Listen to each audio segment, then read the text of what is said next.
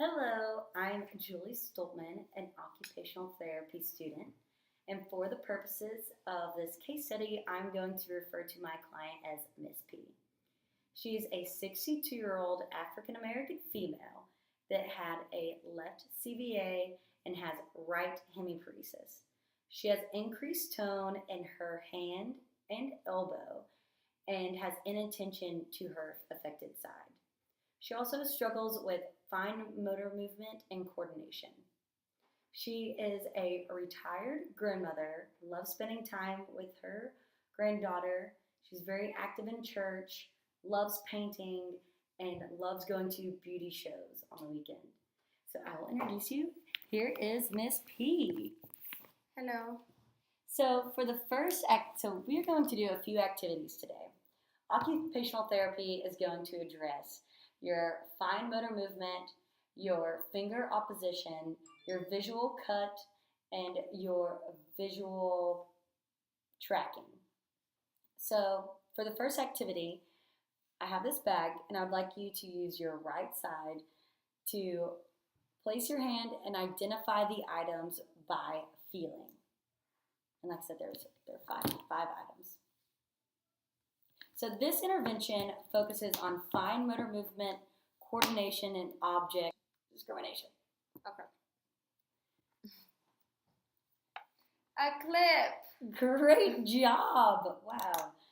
So research shows that practicing stereognosis can help promote both sensory awareness and movement of the hand, therefore help Miss P relearn how to recognize objects by touch. A makeup brush. Oh my, great job.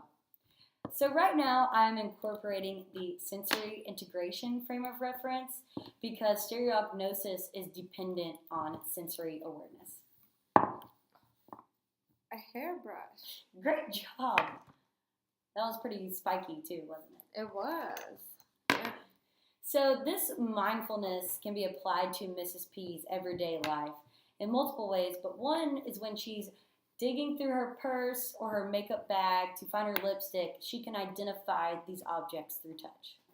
And right now we are in Mrs. P's beautiful home. And I actually found this article about stereognosis and getting the feeling back after a stroke. So if you have any questions, you can look at this and also ask me. For the next activity, we are going to paint a picture. So I selected pictures that would motivate Ms. P to paint because she has told me some of her interests. Would you like to paint the children playing, a church, or the flowers? I like the flowers. Perfect. Okay, so I have an extra grip on this paintbrush, and I would like you to hold the paintbrush like this. And you just dip it in and paint.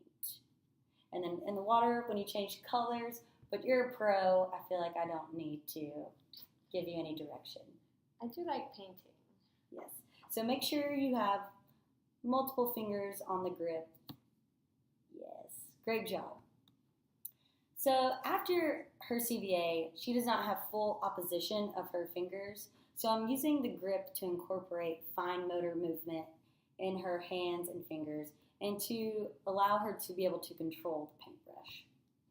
This intervention addresses her deficits in visual tracking, visual cut, fine motor skills, and coordination. I'm applying the Brunstrom motor movement approach. This approach is specific to people that have had a CVA and a neurophysiological approach to treatment. This approach addresses the reflexes and abnormal patterns in upper extremity, and eventually I would like to grade down the grips and hopefully this activity will help her adapt to brushing her hair, brushing her teeth, or holding a fork. Wonderful. This is it. Beautiful. So Mrs. P, I have this article that I found on stroke and fine motor control in painting that I thought would be of interest to you. So I want to send this home with you. If you have any questions, please let me know. Thank you so much. I'm going to look over this for sure. You're welcome. Thank you.